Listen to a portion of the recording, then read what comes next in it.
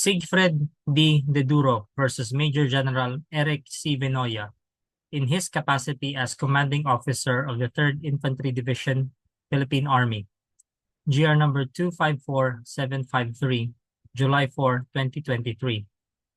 The facts of the case are as follows. Now, this case involves a petition for review on certiorari contesting the denial of the Special Protective Writ of Amparo by the Regional Trial Court of Iloilo City. Siegfred D. Deduro, who sought the writ, is an activist and former party list representative who claims to have been red tagged by the military officers under the command of respondent Major General Eric C. Vinoya. Now, this case arose from a meeting of the Iloilo Provincial Peace and Order Council on June 19, 2020, where military officers alleged that Deduro was part of the Communist Party of the Philippines' New People's Army. Deduro claimed that he was subjected to red tagging, being publicly labeled as a CPP-NPA member, and his name was circulated in posters branding him and other activists as criminals and terrorists. Now, on October 22, 2020, Deduro filed a petition for a writ of amparo with the Regional Trial Court of Iloilo City, seeking the protection against threats to his life, liberty, and security.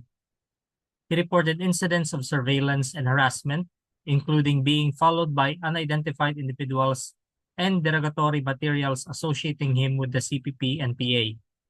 Now, the RTC dismissed his petition on October 26, 2020, citing unsupported allegations.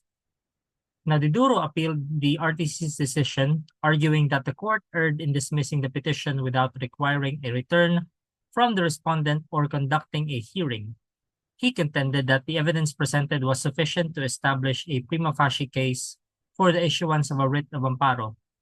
Now, the respondent, through the Office of the Solicitor General, maintained that the RTC's dismissal was justified due to the lack of substantial evidence linking the military to any threats against Deduro. The respondent argued that the red tagging incidents were not officially sanctioned by the military and that the evidence presented by Deduro was insufficient. Now, the issue of this case is whether or not Deduro can already avail of the remedy of the writ of amparo as against the alleged red tagging done to him. So the court held that yes, Deduro can already avail of the remedy of the writ of amparo as against the alleged red tagging done to him, done to him. The Supreme Court partially granted Deduro's petition, reversing the RTC's dismissal and ordering the issuance of a writ of amparo. The court emphasized that the right to security can exist independently of actual deprivation of liberty and that the allegations of red tagging warranted further examination.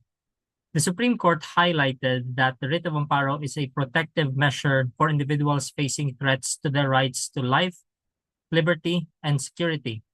The allegations of red tagging and threats to Deduro's safety were deemed sufficient to establish the prima facie case for the writ's issuance. Now, the court explained that the RTC's dismissal without allowing the respondent to file a return or conducting a hearing, it was criticized for denying due process to both parties. Now, the court emphasized the need for vigilance in protecting the constitutional rights, particularly in cases involving potential extrajudicial killings and enforced disappearances, and ordered a summary hearing to address the issues and assess the petition's merits.